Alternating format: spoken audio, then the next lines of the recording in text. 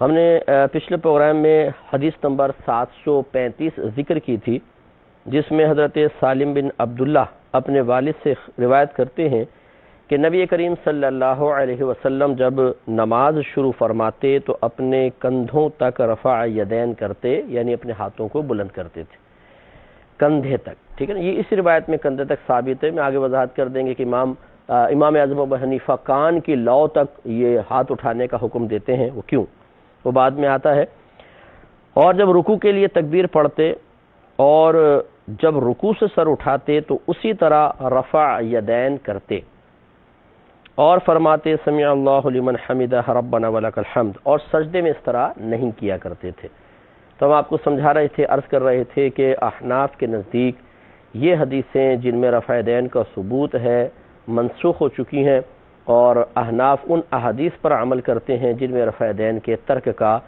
ذکر کیا گیا ہے. جیسے کہ سنن ابو داؤد میں حدیث نمبر 748 ہے اور سنن ترمذی میں حدیث نمبر 257 ہے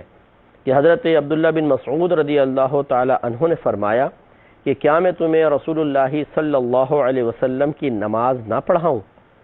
پھر آپ نے نماز پڑھی اور صرف پہلی مرتبہ رفع یدین کیا،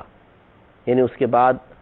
رفع یدین نہیں کیا. اور میں نے آپ کو بتایا کہ عبداللہ بن مسعود رضی اللہ تعالیٰ عنہ وہ صحابی ہیں جو بکثرت ہمارے آقا صلی اللہ علیہ وسلم کے ساتھ رہے ہیں، سفر میں بھی اور حضر میں بھی، یعنی حالت اقامت میں بھی سفر میں بھی. اور آپ کی عادت تھی کہ اکثر آپ رحمت کونین صلی اللہ علیہ وسلم کی زندگی کے آخری ایام کے اعمال اور افعال اختیار کیا کرتے تھے، لہذا گویا کہ آپ نے ترک رفع یدین فرمایا ہے. اور اسی طرح بے شمار حدیثیں ہیں، میں کچھ آپ کو چلیں برکت کے لیے عرض کر دیتا ہوں جو بخاری میں نہیں ہے، حوالے عرض کر دیتے ہیں. حضرت برا بن عازب رضی اللہ تعالیٰ عنہ بیان کرتے ہیں کہ نبی کریم صلی اللہ علیہ وسلم جب نماز کا افتتاح کرنے کے لیے اللہ اکبر کہتے تو دونوں ہاتھ کانوں کی لاؤ تک بلند کرتے. جیسے میں نے آپ کو بتایا کہ یہ بخاری کی روایت میں کندھے تک کا ذکر ہے، لیکن اس میں کان کی لاؤ تک سرکار بلند فرماتے، یوں یہ ذکر ہے. اور کہتے ہیں کہ پھر دوبارہ رفع یدین نہیں کرتے تھے. پھر سماعت فرمائیں، برا بن عازب کہتے ہیں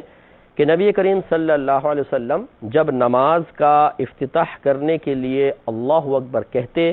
تو دونوں ہاتھ کانوں کی لاؤ تک بلند فرماتے اور پھر دوبارہ رفع یدین نہیں کرتے تھے. سنن ابو داؤد حدیث نمبر 752، 750، 749، اس طرح سنن ترمذی حدیث نمبر 240، سنن نسائی حدیث نمبر 882 اور شرح معانی الاثار امام طحاوی کی 1313، مصنف ابن ابی شیبہ 2440 نمبر حدیث پاک، اور مصنف عبد الرزاق میں 2834 نمبر یہ حدیث پاک ہے. کتنے حوالے دیکھیں کہ یہ حدیثیں رفع یدین کے ترک پر یا رفع یدین کے بغیر جو صحابہ نے یا سرکار نے نماز پڑھی اس کے ثبوت پر ہیں.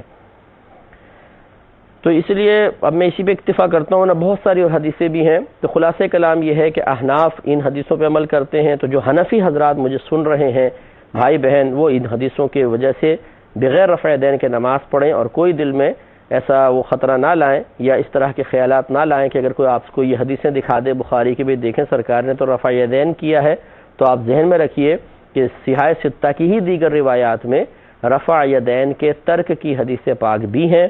اور جب ترک کی ہیں تو پھر ان میں خصوصاً جب عبداللہ بن مسعود رضی اللہ تعالیٰ عنہ کا نام آ گیا تو چونکہ آپ سرکار کے ساتھ بکثرت رہے تو جو زیادہ رہتا ہے وہ زیادہ قریب سے مشاہدہ کرتا ہے. تو پھر یہ کیسے ہو سکتا تھا کہ عبداللہ بن مسعود رضی اللہ تعالیٰ عنہ جو بہت زیادہ سرکار کے ساتھ رہے اور وہ رفع یدین نہ کریں، وہ رفع یدین ترک کر دیں؟ باقی جو دیگر صحابہ نے جو رفع یدین والی حدیثیں مطلب روایت کی ہیں ان میں وہ اتنے قریب نہیں تھے کہ سفر و حضر میں سرکار کے ساتھ رہیں، اس لیے عبداللہ بن مسعود رضی اللہ تعالیٰ عنہ کی روایت ہی فوقیت رکھے گی.